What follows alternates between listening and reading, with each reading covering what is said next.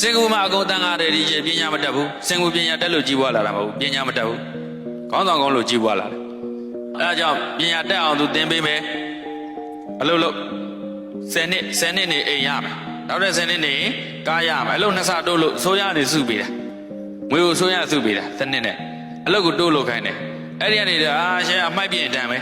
မိုက်ပြင်းတန်ပဲဒီနေ့ကစင်ကူနိုင်ငံသားတယောက်နဲ့နဖာကလော်လေးပြစ်ချတာဒီစင်ကူဒေါ်လာ1000ခွဲအခုမြန်မာငွေနဲ့ဆိုရင်တိမ်ပေါင်း1000ခန်းလောက်ရှိတယ်အတန်တက်တာနဖာကျက်တဲ့ဟာလေးတိုက်ပေါ်ခွန်လွာပေါ်နေပြစ်ချလိုက်လို့ရှင်များတို့အဲ့လိုပြစ်ချကြည့်တာဟောဆိုရင်တင်ကန်းတော့သုံးမကြံမဟုတ်လားနော်အကုန်လုံးကြောနေရလို့လေဒီရရဲ့ဒကမာကြီးတယောက်ဒီရသွားတော့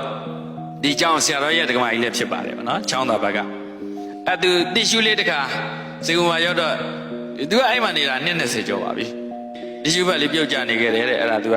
လှဲ့တော့ကြည့်လိုက်တယ်ဗောရုပ်တဲ့သတိမထားမိဘူးဗောလေဒါအရေးမကြီးတော့ဘူးဆိုပြီးတော့အလုတ်ကလည်းလောနေနေမှာသွားတယ်အဲ့သူဗီဇာတက်တန်းတိုးတဲ့အခါကျတော့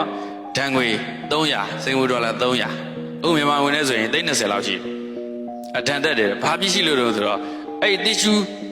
တုတ်ပြီးတော့ကြခဲ့တာကိုပြန်မကောက်လို့တယ်ရှင်မြတ်သူ CCTV တွေနဲ့အကုန်မှတ်တမ်းတင်တယ်လားချီကိုသေးပေါက်တဲ့နေရာလွဲရင်ကျန်တဲ့နေရာအကုန်လုံးရှင်မြတ်အကုန်လုံးမှတ်တမ်းနေရာတနိုင်ငံလုံးရှိတယ်အဲ့ဒါတော့လိုင်စင်တက်တန်းတိုးတဲ့နေရာမှာကားဆိုမိခိုးထွက်ရင်ဘောင်းလို့မရဘူးစင်ကာပူမှာမြန်မာပြည်ကကားတွေကတော့ရှင်သေးကိုဖြန့်သွားသလားအောင်မရတယ်ဟဲ့လားနော်ရှေ့ကနေသွားတဲ့ဆိုရင်မွန်းနေအောင်ဒါတော့ influence ဒီမှာလီကွမ်ယူကိုကြည့်တဲ့အခါလီကွမ်ယူဟာရှင်ပဲ autocratic ပဲသူ့ရဲ့ကောင်းဆောင်မှုကအာဏာရှင်ပဲလီကွမ်ယူကဒီကရဲ့အာဏာရှင်ဒီကနေ့ဒီရှင်ပဲစင်ကာပူမှာပါတီ